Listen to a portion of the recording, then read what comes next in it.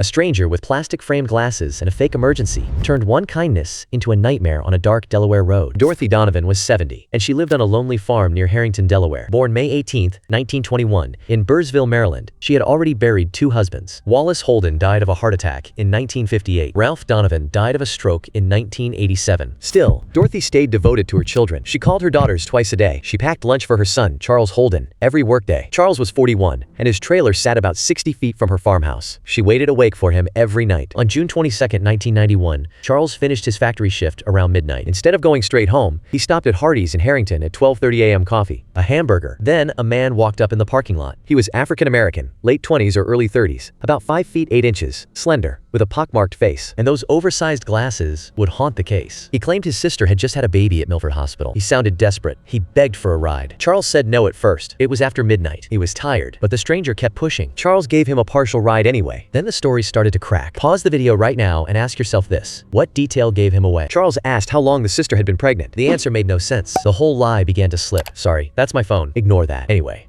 3 miles later, Charles pulled over near Crillon's Pond Road and Route 14. He said that was as far as he'd go. The man grabbed a screwdriver from the truck floor. He swung it at Charles in the cab. Then he demanded money. Then he wanted the truck.